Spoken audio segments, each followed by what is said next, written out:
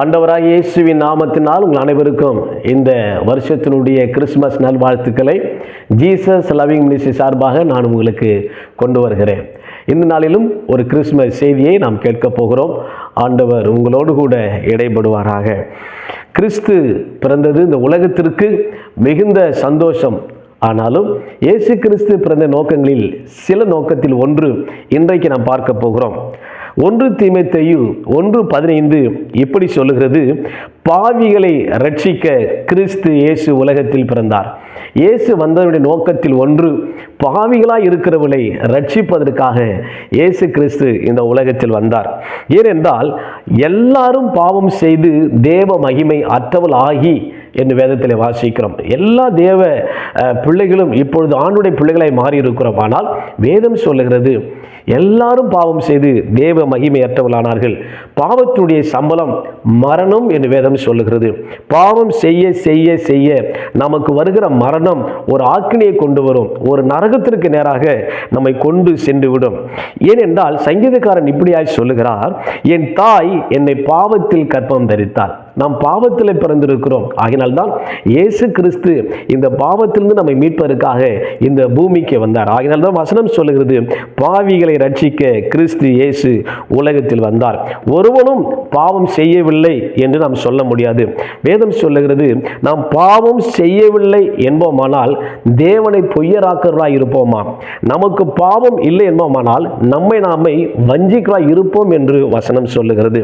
அப்படியானால் பாவம் செய்யவில்லை என்றால் ஏன் மக்கள் அங்கும் இங்கு ஓடுகிறார்கள்? ஏன் பூஜிக்கிறார்கள்?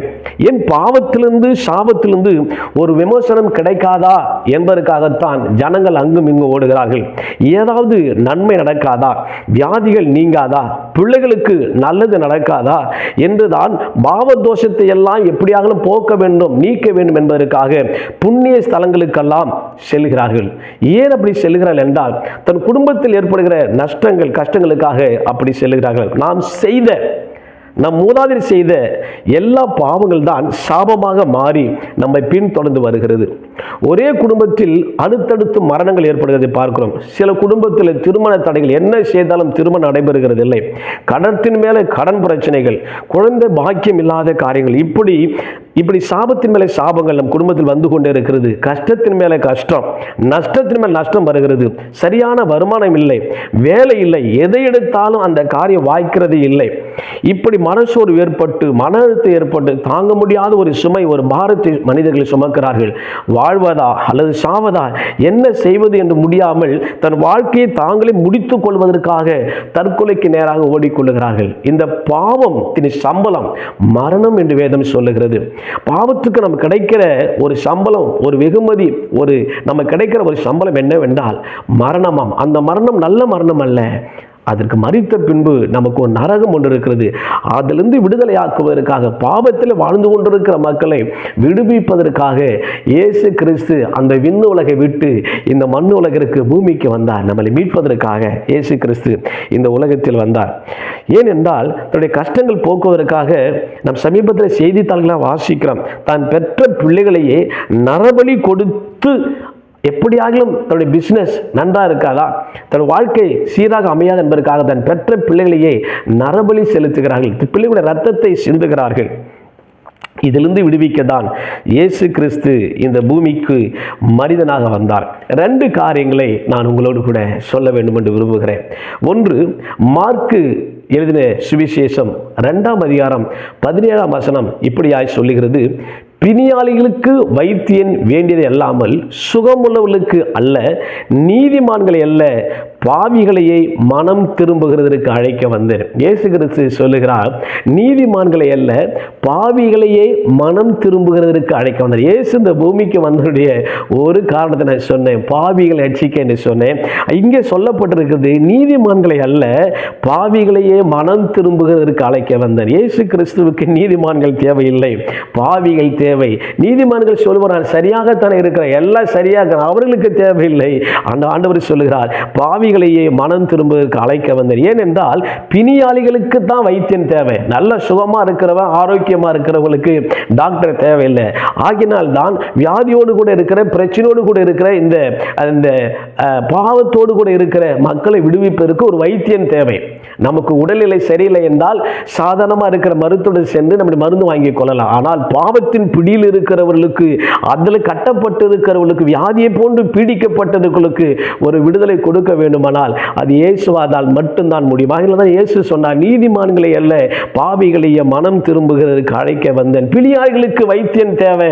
யார் இப்படி பாவத்தின் பிடியில் இருக்கிற பிணியாளிகளை போல் இருக்கிறார்களோ அவளை சுகமுக்குவதற்காக இயேசு கிறிஸ்து இந்த பூமிக்கு வந்தார். ஒரு லேவி வீட்டிலே ஒரு முறை இயேசு கிறிஸ்துவை, அந்த லேவியனாகிய அந்த மனிதன் இயேசுவை தன்னுடைய வீட்டுக்கு அழைத்து போஜன பந்தியில் இருக்கிறான், போஜனத்தை கொடுக்கிறான். அப்ப இயேசு கிறிஸ்து அவன் வீட்டிலே பந்தி இருக்கிறார். அப்பொழுது வேத பாரகர் பரிசேயர்கள் வந்து பார்க்கிறார்கள். இயேசு கிறிஸ்து பந்தி இருக்கிற இடத்துல சில ஆயக்காரர்கள், சில பாவிகள் அவரோடு கூட பந்தி இருக்கிறார்கள்.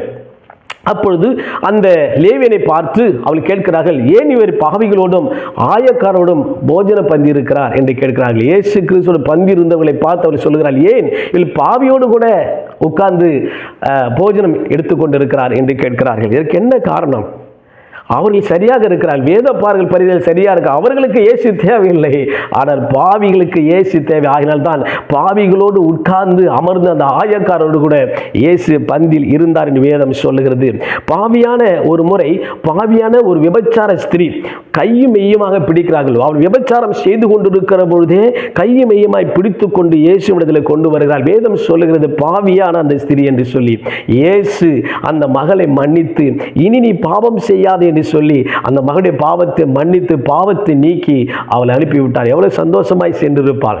ஆகினால் தான் வேதம் சொல்லுகிறது பாவிகளை ரட்சிக்க இயேசு கிறிஸ்து இந்த பூமிக்கு வந்தார். ஆண்டவர் சொன்னார் மத்தேயு 9:13, பிணியாளிகளுக்கு வைத்தியன் வேண்டியது, சுகம் உள்ளவர்களுக்கு தேவையில்லை என்று சொல்லிட்டு பின்பதாக சொல்லுகிறார், பலியை அல்ல இரக்கத்தையே விரும்புகிறேன் என்பதின் கருத்து இன்னதென்று போய் கற்றுக்கொள்ளுங்கள் என்று சொன்னார். இயேசு கிறிஸ்துக்கு பலி அல்ல, பாவ பரிகாரத்திற்காக பலியை செலுத்தி ஆடு மணியில் பலியை செலுத்தி அப்படி இருக்கிறது அல்ல, அதை நான் விரும்புகிறதில்லை, இரக்கத்தையே விரும்புகிறேன் என்று இயேசு சொன்னார். எனக்கு அன்பானவர்களே, இயேசு கிறிஸ்து இந்த பூமிக்கு வந்த முதல் நோக்கம் பிணியாளிகளை எப்படி ஒரு வைத்தியன் குணமாக்குகிறானோ அதே போல் பாவத்தில் இருக்கிறவர்களுக்கு ஒரு சுகமாக்குவதற்காக இயேசு கிறிஸ்து இந்த பூமிக்கு வந்தார். அதனால வசனம் சொல்லுகிறது பாவிகளை ரட்சிக்க கிறிஸ்து இயேசு உலகத்தில் வந்தார்.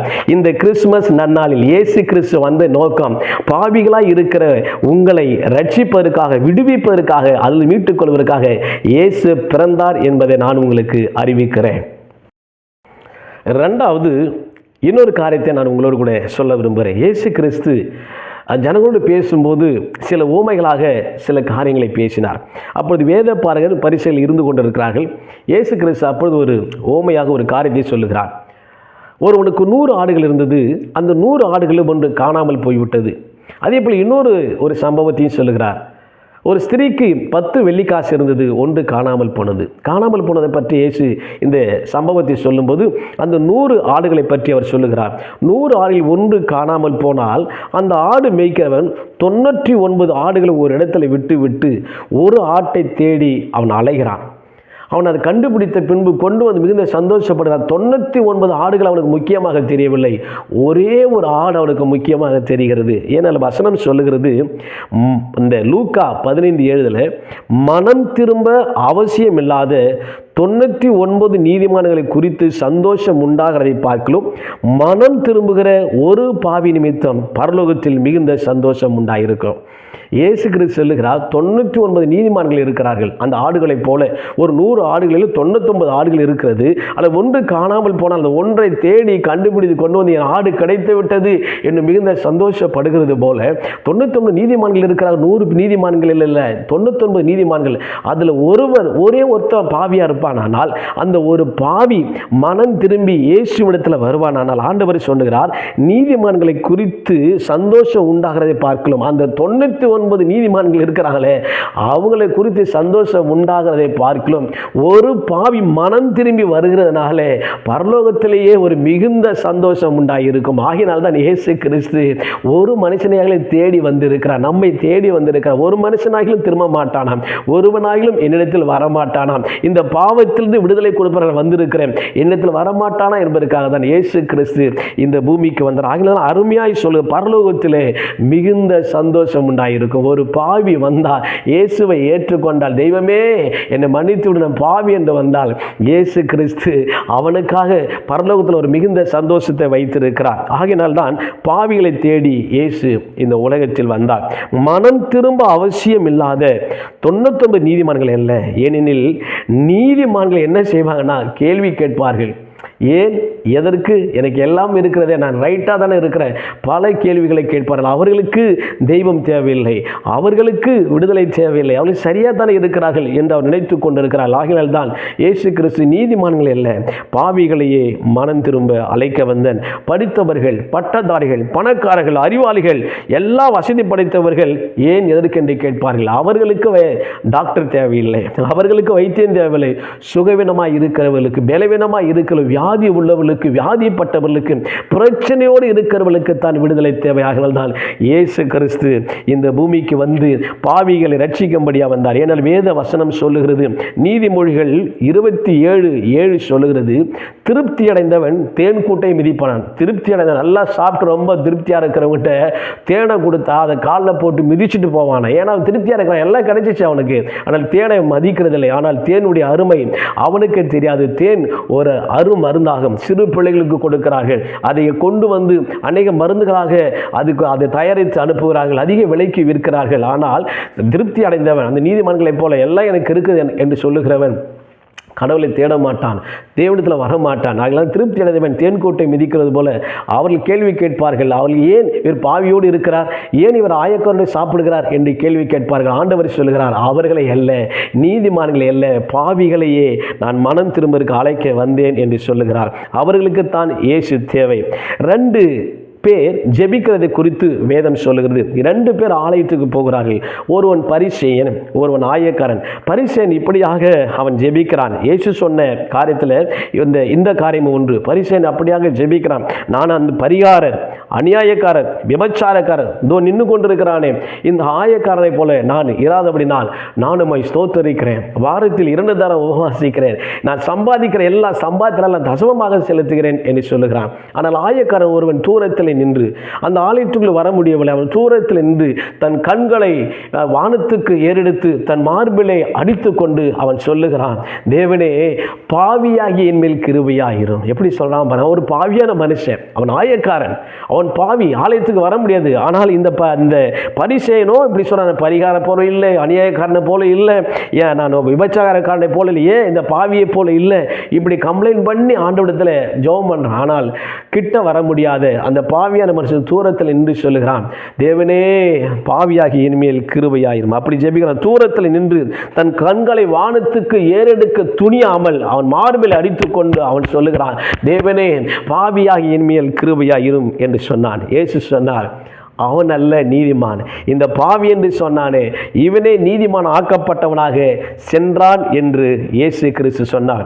எனக்கு அன்பானவர்களே, இந்த கிறிஸ்துமஸ் நன்னாளிலே இயேசு கிறிஸ்துனுடைய அன்பை நினைத்து நாம் கொண்டாடுவோம். இயேசு கிறிஸ்து உங்களையும் என்னையும் தேடி இந்த பூமிக்கு வந்தார். இயேசு கிறிஸ்து பாவிகளை ரட்சிக்க கிறிஸ்து இயேசு உலகத்தில் வந்தார் என்பது எவ்வளவு உண்மை. அந்த இயேசுவை உங்கள் இல்லத்தில் ஏற்றுக்கொள்ளுங்கள்.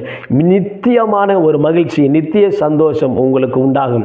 என்னுடைய சமாதானத்தையே நான் உங்களுக்கு கொடுக்கிறேன், என்னுடைய சமாதானத்தையே நான் உங்களுக்கு வைத்து போகிறேன் என்று சொன்ன இயேசுடைய சமாதானம் உங்கள் குடும்பத்தில் நிலைத்து நிற்கும். கர்த்தர் உங்களை ஆசீர்வதிப்பாராக. இன்னொரு சம்பவத்தை நாம் வேதத்தில் வாசிக்கிறோம். ஒரு தகப்பனுக்கு 2 குமாரர்கள் இருந்தார்கள். அதில் இளையவன் தன்னுடைய தகப்பனத்தில் வந்து கேட்கிறான், எனக்கு சேர வேண்டிய ஆசிரியருடைய பங்கை எனக்கு கொடுத்து விடு என்று கேட்கிறான். அவனுக்கு சேர வேண்டிய பங்கையெல்லாம் தகப்பன் பிரித்து கொடுத்து விடுகிறார். அவன் தூர தேசத்துக்கு போய் தூர தேசத்தில் அந்த எல்லா பணத்தையும் அவன் துன்மார்க்கமாய் செலவு பண்ணுகிறான். கடைசியாக அவனுக்கு ஒன்றும் வேலை கிடைக்காத பொழுது அங்கு உள்ள அந்த நாட்டில் உள்ளதான ஒரு குடியானத்தில் வேலைக்கு சேர்கிறான். அவனுக்கு என்ன வேலை கிடைக்கிறது என்றால் பன்றி மேய்க்கிற ஒரு வேலை கிடைக்கிறது. அந்த பன்றி மேய்த்து கொண்டு இருக்கிற பொழுது அந்த தேசத்தில், அவன் குடியிருக்கிற அந்த தேசத்தில் மிகுந்த கொடிய பஞ்சம் வந்து விடுகிறது. பஞ்சத்தினாலே அந்த தேசமே பாழாய் போகிறது. யாருக்கும் உணவு கிடைக்காத ஒரு சூழ்நிலை ஆகிறது. அப்படிப்பட்ட சூழ்நிலையில் அந்த பன்றிகளை மேய்த்து கொண்டிருக்கிறான். இவனுக்கு ஆகாரம் கொடுக்க யாருமே இல்லை, ஆகாரமும் இவனுக்கு கிடைக்கவில்லை. ஆகினால் அந்த எஜமான் அந்த பன்றிகளுக்கு போடுவது ஒவ்வொரு நாளும் ஒரு தவிடை போடுவார்கள் அதற்கு ஆகாரமாக.